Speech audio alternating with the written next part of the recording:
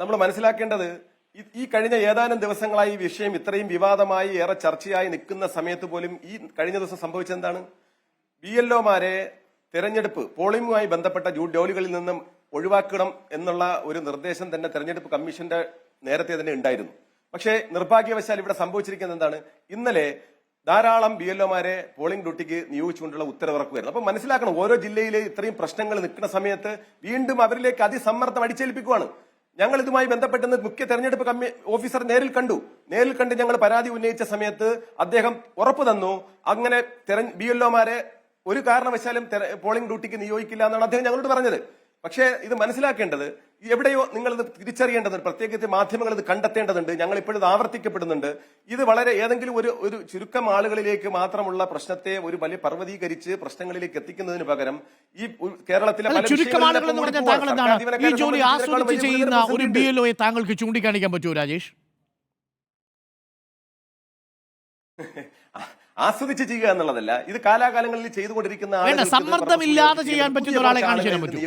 25,000 വരുന്ന BLOമാരിൽ ഒരാളെ ഒട്ടും സമ്മർദ്ദമില്ലാതെ കൊള്ളാം, ഞാൻ വളരെ സന്തോഷത്തോടുകൂടി രാവിലെ ഈ വോട്ടർ പട്ടികയിൽ പേര് ചേർക്കാനും SIRനും പോവുകയാണ്, എന്യൂമറേഷൻ ഫോം കൊടുക്കാൻ പോകണമെന്ന് സന്തോഷത്തോടെ പോകുന്ന ഒരാളെ കാണിച്ചു തരാൻ പറ്റൂ?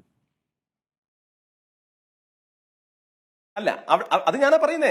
ആരാണ് ഈ സമ്മർദ്ദം അടിച്ചേൽപ്പിക്കുന്നത് കണ്ടെത്തുന്നത്? രാജേഷിന് ഇനിയും മനസ്സിലായിട്ടില്ല എന്നാണ്. ഇത് ഇടത് യൂണിയനിൽപ്പെട്ട ചില ഉദ്യോഗസ്ഥർ മനഃപൂർവ്വം ഇത് അട്ടിമറിക്കാൻ നടത്തുന്ന നീക്കമാണോ VPP മുസ്തഫ?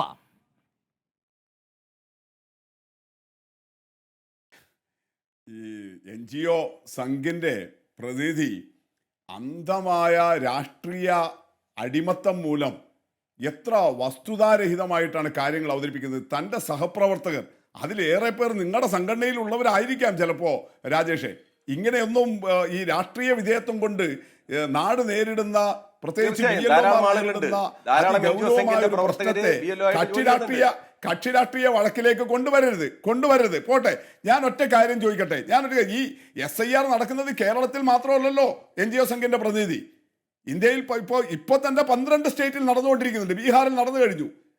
രാജസ്ഥാൻ ആരാ ഭരിക്കുന്നത്? നിങ്ങൾക്ക് രാഷ്ട്രീയമായിട്ട് കൂറുള്ള BJP അല്ലേ ഇപ്പോൾ രാജസ്ഥാൻ ഭരിക്കുന്നത്. രാജസ്ഥാനിലെ ജയ്പൂരിൽ അവിടുത്തെ BLO മുകേഷ് ജംഗിത്ത് 44 വയസ്സുകാരനാണ്. തീവണ്ടിക്ക് ചാടിയിട്ടാണ് മരിച്ചത്. അവരുടെ ആത്മഹത്യാക്കുറിപ്പ് പുറത്തു വന്നു. ഈ SIRന്റെ പ്രവർത്തനത്തിലെ സമ്മർദ്ദം മൂലം എനിക്ക് സഹിക്കാൻ കഴിയുന്നില്ല, പോയി തീവണ്ടിക്ക് ചാടി ജീവനൊടുക്കി. അവിടെ ഏത് ഇടതുപക്ഷ സർവീസ് സംഘടനയുടെ ഉദ്യോഗസ്ഥരാണ് മുകേഷ് ജംഗിത് എന്ന് പറയുന്ന BJP ഭരിക്കുന്ന രാജസ്ഥാനിലെ ഈ അധ്യാപകന്റെ മേൽ സമ്മർദ്ദം ചെലുത്തിയിട്ടുള്ളത്?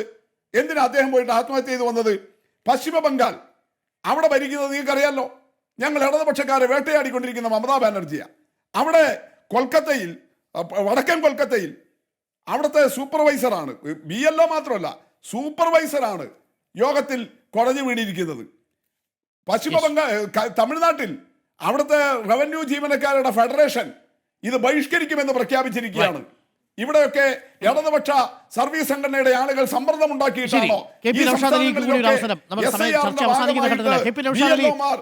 പ്രതിഷേധത്തിലേക്ക് വരുന്നത്, ഈ പ്രശ്നങ്ങളിലേക്ക് വരുന്നത്? അതുകൊണ്ട് സങ്കുചിതമായ ഒറ്റ കാര്യമേ ഉള്ളൂ. യഥാർത്ഥത്തിൽ ഒറ്റ കാര്യം, വോട്ടർ പട്ടിക പുതുക്കണം. അതിലൊന്നും ഞങ്ങൾക്ക് യാതൊരു തർക്കവുമില്ല. കാലോചിതമായി കുറ്റമറ്റ സമഗ്രമായ വോട്ടർ പട്ടിക വരണം. പക്ഷേ NGO സംഘിന്റെ പ്രതിനിധി മനസ്സിലാക്കേണ്ടത്, ഇപ്പോൾ നിങ്ങൾ അടിസ്ഥാനമായിട്ട് എടുത്ത 2002 വോട്ടർ പട്ടിക, അതാണല്ലോ നിങ്ങൾ പറയുന്നത്, അതെടുത്തതാണ് ഈ എല്ലാ സമ്മർദ്ദങ്ങൾക്കും കാരണം. കാരണം 2002 ബൂത്തല്ല ഇപ്പോൾ ഉള്ളത്, അതിനേക്കാൾ 10ഉം 15ഉം 20ഉം